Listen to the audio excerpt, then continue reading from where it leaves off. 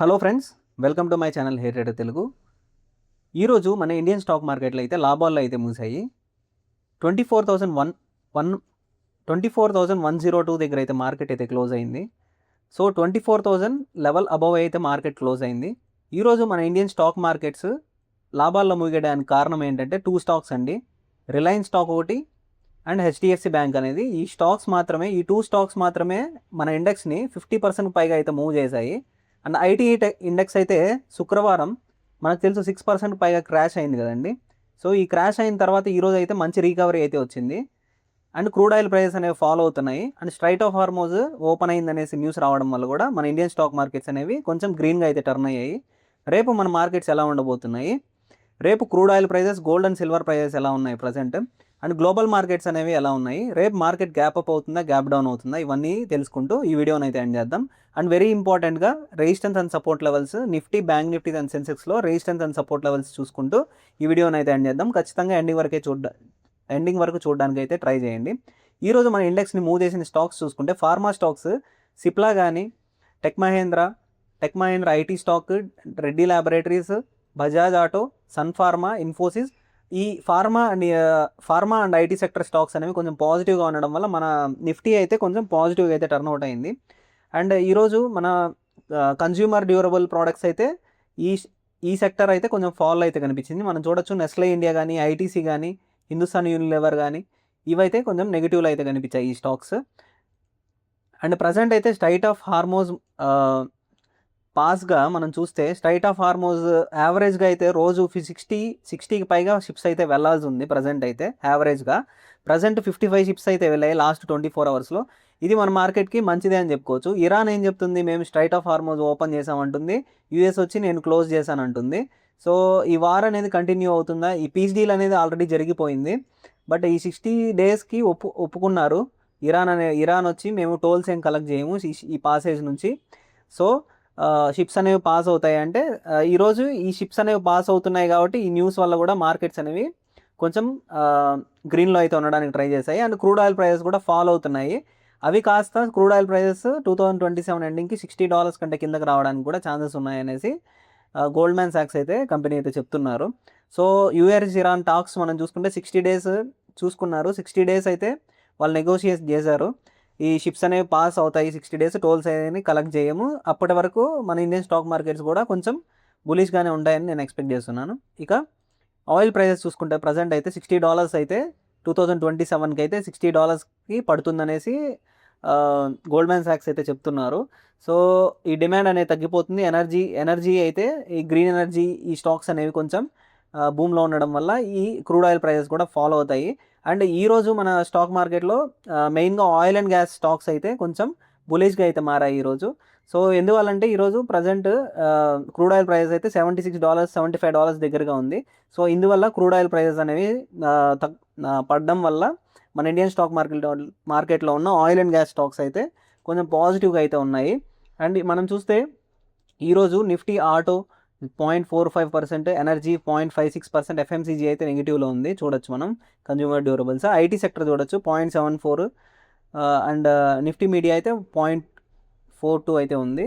So present అయితే dollar rate అయితే 94 rupees దగ్గర ఉందండి, 94 రూపీస్ డాలర్. సో ఈరోజు ఓపెనింగ్ అయితే 0.4 పైసా తక్కువ అయితే ఓపెనింగ్ అయింది. అందువల్ల కూడా మన మార్కెట్స్ అనేవి గ్యాప్ అప్ ఓపెన్ అవ్వడానికి ఇది సహకరించాయి. అండ్ ఇంకా నిఫ్టీ విషయానికి వస్తే అనాలిసిస్ చూద్దాం. సో నిఫ్టీ ఈరోజు బిహేవ్ చేసిన ప్యాటర్న్స్ చూసుకుంటే మనం, సో నిఫ్టీలో వెరీ ఇంపార్టెంట్ లెవెల్ అయిన 24,200 దగ్గర అయితే వెరీ ఇంపార్టెంట్ లెవెల్ అనుకోవచ్చు రేపటికి. ఇది ఫస్ట్ రెసిస్టెన్స్ లెవెల్ అనుకోవచ్చు నిఫ్టీలో. సో సెకండ్ రెసిస్టెన్స్ లెవెల్ అయితే ఈ లెవెల్ 24,050. సో ఈ 24,050 అనేది సెకండ్ ఇంపార్టెంట్ లెవెల్ అండి. సో థర్డ్ ఇంపార్టెంట్ లెవెల్ అయితే 23,950 అండి. ఇది థర్డ్ ఇంపార్టెంట్ లెవెల్ అనుకోవచ్చు. So first resistance level, first support level, ఇది సెకండ్ సపోర్ట్ లెవెల్ అనుకోవచ్చు. సో మార్కెట్ రేపు కానీ మనం చూసుకుంటే డే ఎండింగ్కి కొంచెం సెల్ ఆఫ్ వచ్చినా సరే రిలయన్స్ అండ్ హెచ్డిఎఫ్సి బ్యాంక్ ఈ స్టాక్స్ అనేవి 50% పైగా మన మార్కెట్స్ని మూవ్ చేశాయని చెప్పుకున్నాం కదా. సో ఈ రెండు స్టాక్స్ 50% పైగా మార్కెట్ని మూవ్ చేశాయి ఈరోజు. సో అండ్ ఐటీ సెక్టర్ చాలా పాజిటివ్గా 2% పైగా ఇండెక్స్ అనేది కరెక్షన్ అవ్వడం వల్ల మన స్టాక్ మార్కెట్లో ఈ గుడ్ ర్యాలీ అయితే మనం చూడొచ్చు. ఈరోజు మార్కెట్ స్టార్టింగ్ టైంలో చూడొచ్చు మంచి బుల్లిష్ మూవ్మెంట్ అయితే వచ్చింది. గ్రీన్ క్యాండిల్స్లో ఈరోజు కావాల్సిన మూవ్ ఫస్ట్ 1 అవర్లోనే వచ్చేసిందండి. మనం చూడొచ్చు 150 పాయింట్స్ పైగా మూవ్ అయితే వచ్చింది ఫస్ట్ 1 అవర్లో.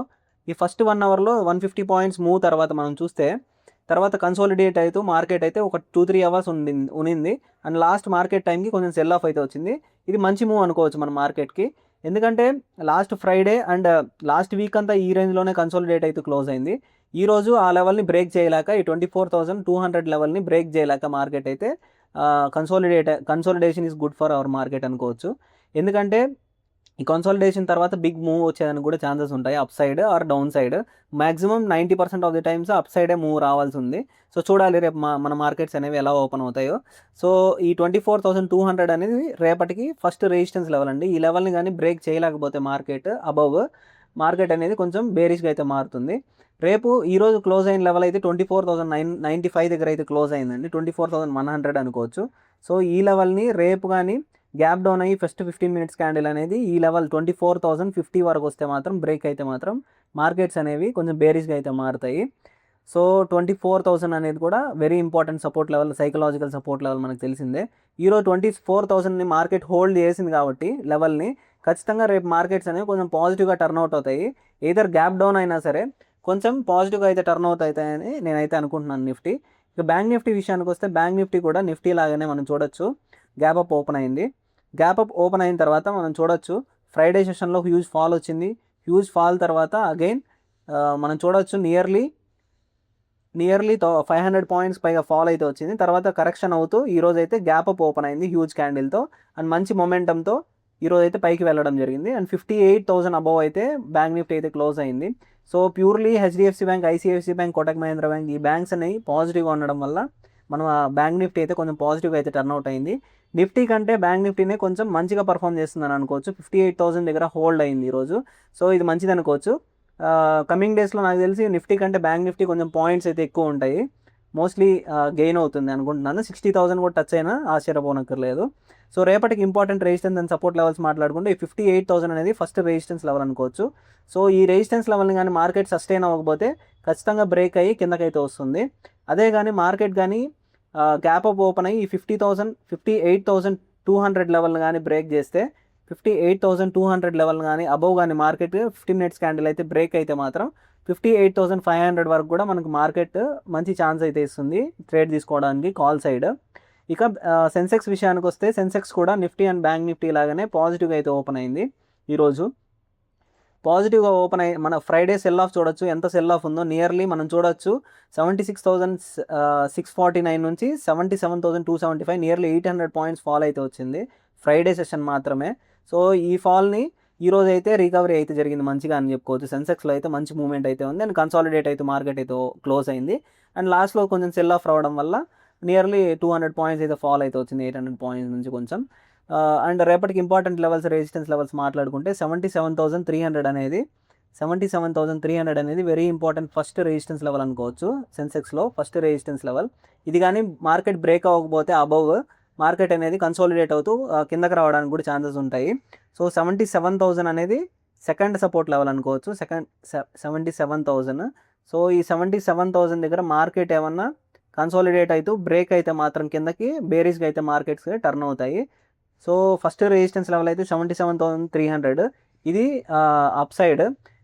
సపోర్ట్ లెవెల్ అయితే 77,000 హోల్డ్ చేయాలి మార్కెట్. హోల్డ్ చేయలేకపోతే మార్కెట్ అయితే డౌన్ అయితే బేరిష్గా అయితే మారుతుంది. ఇక ప్రజెంట్ ఏషియన్ మార్కెట్స్ అయితే గ్రీన్లో అయితే కనిపిస్తున్నాయి. ఈరోజు మనం చూడొచ్చు ఏషియన్ మార్కెట్స్ మనకు తెలుసు ఆల్రెడీ కోస్పీ ఇండెక్స్ 8% పైగా ఫ్రైడే సెషన్లో అయితే ఫాల్ అయితే వచ్చింది. ఈరోజు మంచి రికవరీ అనుకోవచ్చు ఏషియన్ మార్కెట్స్లో. సో పీ స్టాక్స్ అనేది రావడం వల్ల 2% పైగా ఈ ఇండెక్సెస్ అనేవి క్లోజ్ అయ్యాయి. సో గ్లోబలీ అన్ని మార్కెట్స్ అయితే పాజిటివ్గానే ఉన్నాయి ప్రజెంట్ అయితే.